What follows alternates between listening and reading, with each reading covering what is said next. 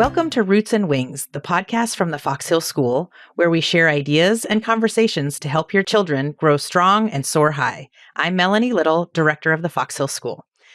Today, we're diving into a topic that every parent knows is important, but sometimes it's hard to prioritize: the power of play.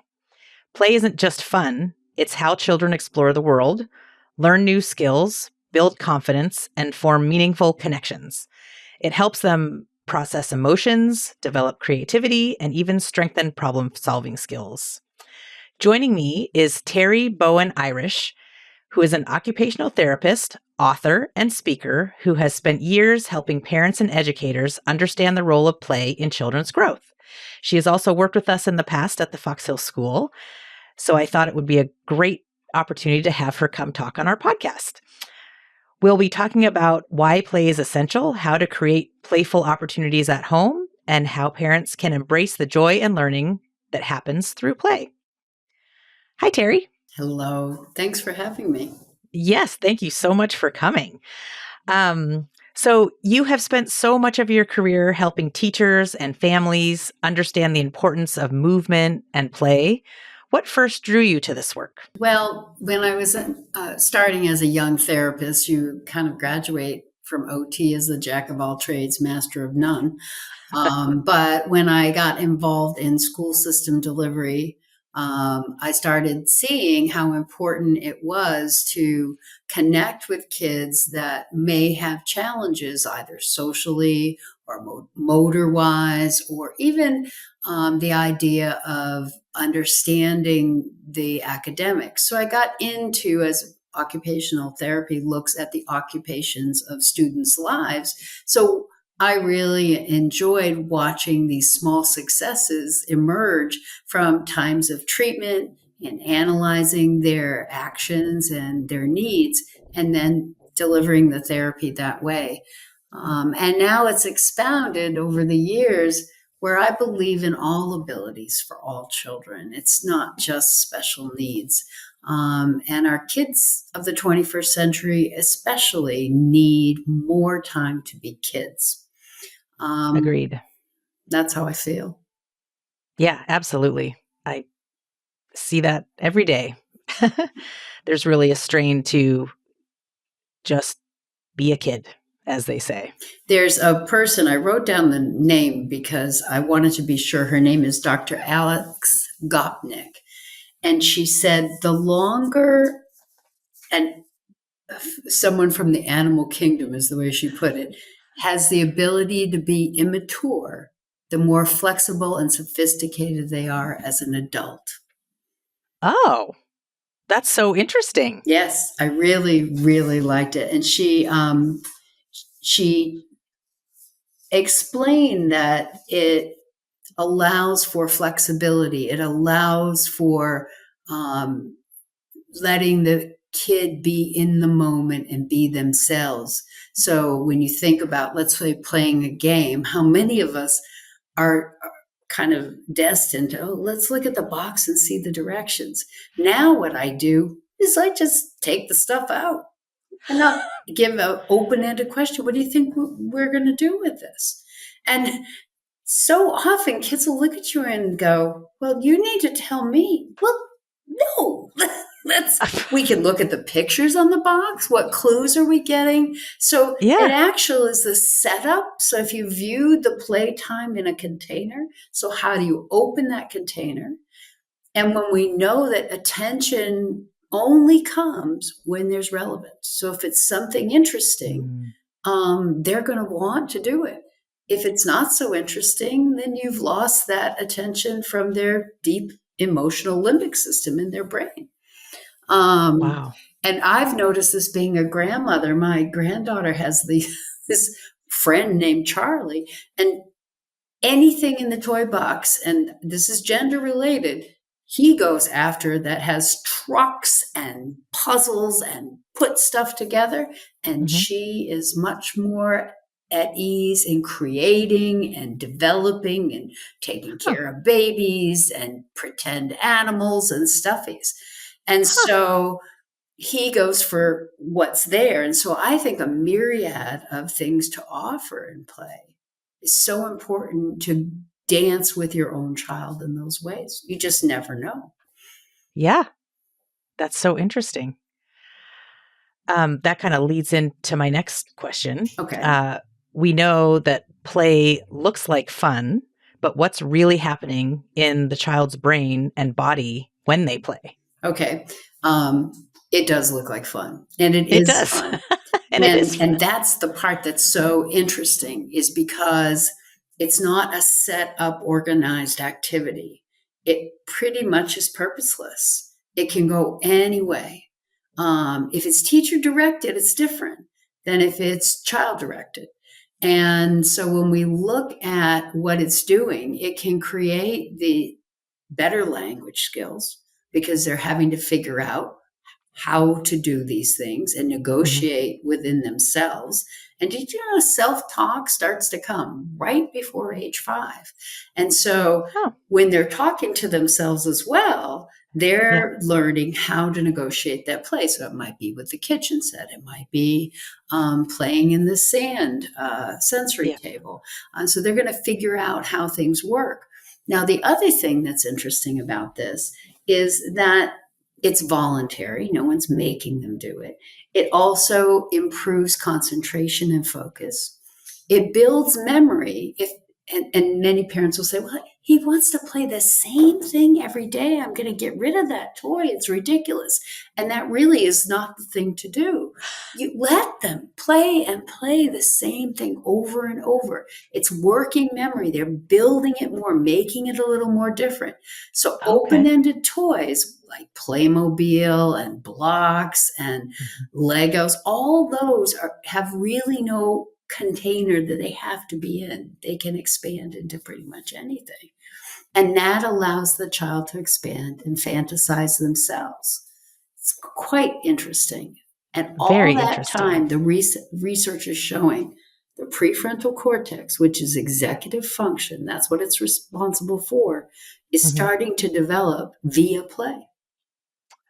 So creating something is taking initiation, organization, planning, stick with itness, and completion.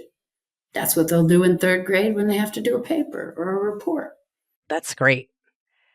And how does it also support the like social and emotional development in young children? Okay, so when we all know, I mean, Piaget and Gazelle still are very current. And a lot of Doesn't people get have kind old. of pushed that aside. Mhm. What is so important is thinking of the levels of play. So you think Okay. of parallel play, cooperative play, independent play, and parallel. So with parallel play, that's what you'd expect pretty much in a preschool, right? Yeah, Especially the that's earlier age. right. They're able to tolerate people around them. They're doing maybe something similar or different, Exactly. but they're able to tolerate. So that really, how does that expound to when they're in third grade? They're able to work on what they're working on and handle others around them. So it's a skill. So as they begin to do this, they expand.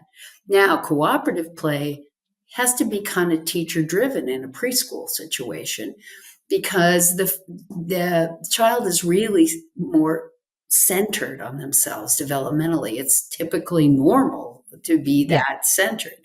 The Right. preschool teacher helps them decenter by allowing situations to be more social. So there might be one pair of scissors they can use to cut the Play-Doh and they have to Yeah. share. There may be given service duties. Could you pass out 4 bowls to these 4 people in your center?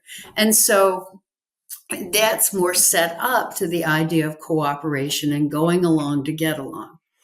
What Yeah. I've noticed in my career in the last 20 years is when autism started to blossom, independent play became a red flag. Mm, And it scared me personally because how does that translate? right. Get to third grade, you have to work independently. So Yes. overuse of any one of these types of play is not good. But sprinkling of each will help that child regulate themselves, enjoy their own company, be Right. creative, and also start to decenter.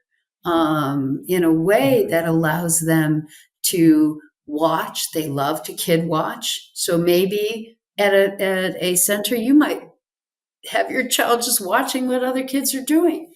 It's Yeah. like watching a video, honestly, but Right. it's embodied. It's a real person. So Right. the next day, what will they do? They might copy and model, and it's plagiarism in a wonderful way. Right. Right. Absolutely. Yeah. We'll have parents oftentimes say, oh, I feel so guilty.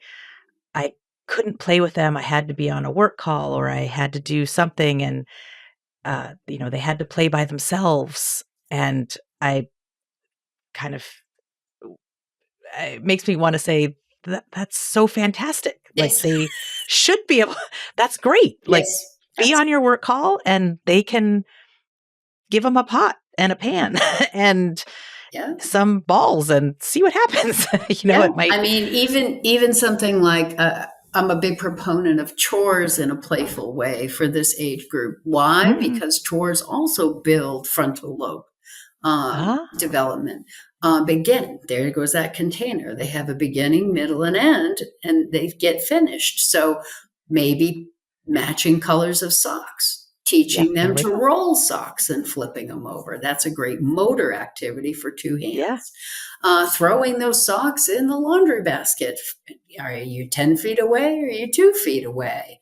Carrying them between your legs and dropping them in the laundry Oh, basket. that's fun. It is. It is. Learning how to put daddy's shirt on or mommy's pants Yeah, right. while they're folding and being silly. Right. So the dress up box, think about the dress up box for play. It not only is social emotional of like pretending to be someone else, which is very healthy. Why? Because you get a sense of self. So you know you can still be yourself, even though you're Spider-Man or even though you're the Yes. princess. And you can pretend to be someone else, but you know you're there and you are Right. you, and that remains the same. And, I think of when I was brought up, it was, again, this is not appropriate, but cowboys and Indians. That's what happened Yeah. in the Right. 60s, right? Right. But I was told by a developmentalist that we shouldn't squash some of that stuff. And the Right. reason we shouldn't squash it is because then it becomes forbidden fruit, like it's something bad about that.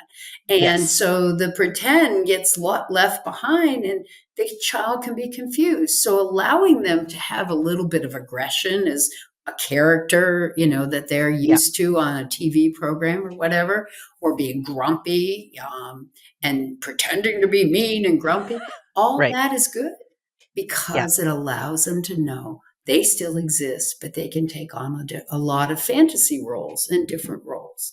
I think that's something that they have to learn. It's not just innate because we'll have kids that say, I'm not a tiger. Yes. Like we have the lions and the tigers and they'll say, I'm not a tiger. And I said, well, not actually, but we're, But we're that's going to building a pretend to sense be of a tiger. community. I mean, Yeah. there was a wonderful program. I'm not sure how much it's still used called the responsive classroom. And I bought right into that for classrooms naming themselves. And I started laughing as I read the research because it was based on gang theory. Oh, jeez. But the idea of a positive gang. So I Yeah. remember doing yoga moves of the mighty, mighty seals. Yeah. Right. And Right. that's how the teachers started their circles every day. They became those animals as a greeting Right. for everyone. And it was a riot to watch. But yet, when the assembly came, come on, come sit with the seals. Yeah. They knew who they were as a group, and that family sense, because they're with you all for 3-4 hours a day. They want to have that sense of safety and family. Yeah. That's great. The other thing that I hear a lot from parents is, well, if the kids are playing, and school now is so academic, how is the play actually getting them ready for school? Yeah, Can you speak to that a little bit? I can. I have obviously an opinion. Yeah. Um, That's why you're here. I feel bad. I actually feel bad sometimes for the first grade teachers if the school district is saying kindergarten is play based, because the first grade teachers all of a sudden are having jump into curriculum that's pretty strict. So I do think if you look at the school system your child is going into globally, so you got your binoculars on the right way, they're really, if I were interviewing a school, I'd be looking at, okay, how do you make that transition and what is happening as my child leaves nursery school, goes to kindergarten? Yeah. So play-based kindergarten and parts of nursery school for sure, or preschool, can kind of dilute the play and infiltrate with the ABCs and 1, 2, 3s. And so, but it's done in a fun way. So, for example, if I'm doing a yoga activity and I am reading about animals, I might say, okay, we're going to do a bear. And here's what that starts with. It's a bee. And I'm going to hand that bee to you. And can you growl like a what? And everyone chorally says bear. And so they begin to do the movement, the activity. We do, I love nursery rhymes, and I'm rhyming so much more with my grandchild now. And the rhyming is getting picked up. She's finishing my sentences.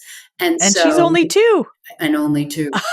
Hickory dickory dock, the mouse ran up the clock struck 1, the mouse ran down, hickory dickory dock. So I start in child's pose. I have them come up to high knees. They're pretending to run up the clock. Now, here's the teacher. The clock struck. So now the child can know, 1, 2, 3. They might have to use their fingers to count. That's fine. The clock struck 5. Yeah.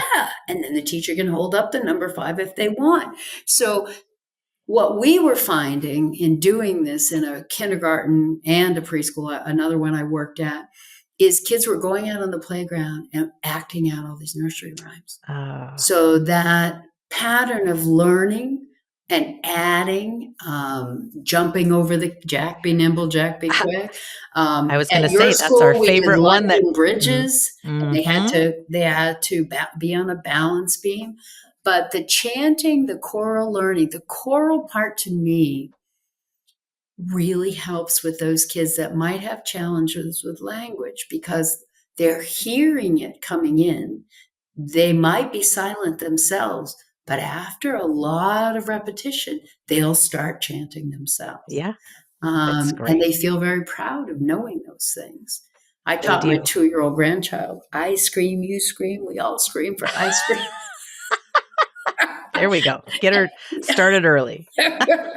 Well, that's my favorite. So anyway, exactly. I do think that, coming in from a playful way, remember I went back to the opening the limbic system. Yeah. Think about if I said to you, I'm not going to talk about play today. I'm going to talk about my Labradors. You think, I'm not listening to this podcast to talk about Labradors. Your limbic system shuts down.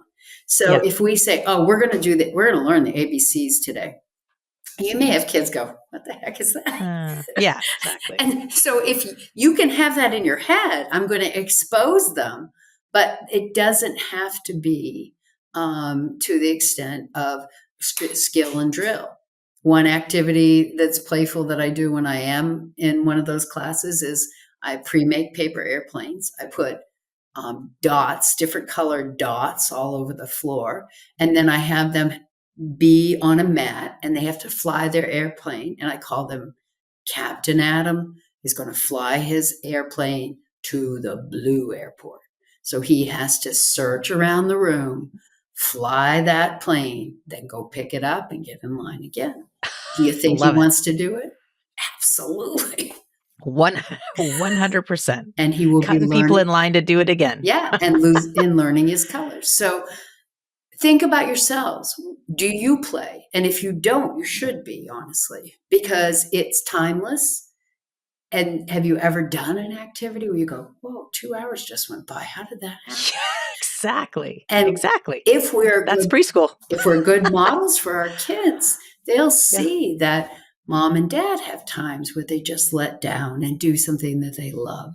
And play becomes something important as a priority, just like brushing your teeth or going to sleep. Absolutely.